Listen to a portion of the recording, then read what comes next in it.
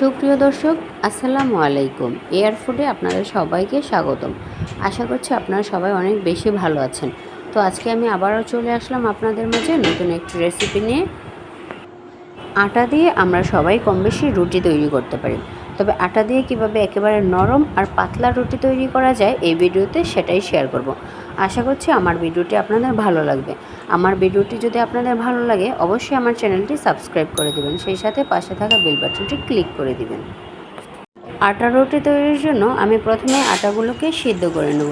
আর আটাগুলো সিদ্ধ করার জন্য আমি একটি প্যানের মধ্যে পানি নিয়ে নিচ্ছি।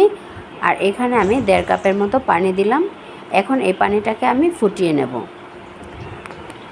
এখন এই পানিটার মধ্যে আমি অ্যাড করে দিচ্ছি পরিমাণ মতো লবণ, আর দিয়ে দিচ্ছি 1 টেবিল চামচের মতো রেগুলার খাবার তেল। তো পানিটা ফুটে এসেছে। এখন এর মধ্যে দিয়ে দিচ্ছি 1 কাপ আটা। আমি যে কাপে এখানে 1.5 কাপ পানি দিয়েছি ওই কাপে এখানে 1 কাপ আটা দিয়েছি। এখন পানির সাথে আটাটাকে ভালো করে মিশিয়ে নিচ্ছি। এখন এগুলোকে আমি একটি পাত্রে ঢেলে নিচ্ছি।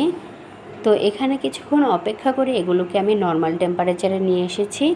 এখন এর মধ্যে আমি আরও 1 টেবিল চামচ পরিমাণ তেল অ্যাড করে দিলাম। এ পর্যায়ে হাত দিয়ে খুব ভালো করে ময়ান করে নিচ্ছি। তো খুব সুন্দর করে ময়ান করে নিলাম। এখন এর থেকে আমি ছোট ছোট করে লেচি কেটে নিচ্ছি। তো সবগুলো লেচি কাটা হয়ে গেছে। এখন এগুলো আমি বেলে নেব।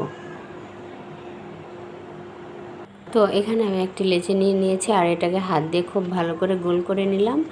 এখন এটাকে বেলুনের সাহায্যে আমি বেলে নিচ্ছি।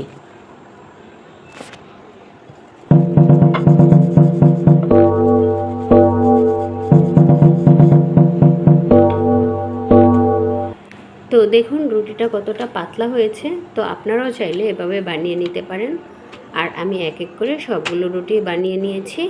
এখন এগুলো সেঁকে নেব। তো আমি এখানে প্যানটা আগে থেকেই গরম করে নিয়েছি। এখন এর মধ্যে একটা রুটি দিয়ে দিলাম আর এটাকে এভাবে উল্টে পাল্টে আমি ভালো করে সেঁকে নিচ্ছি।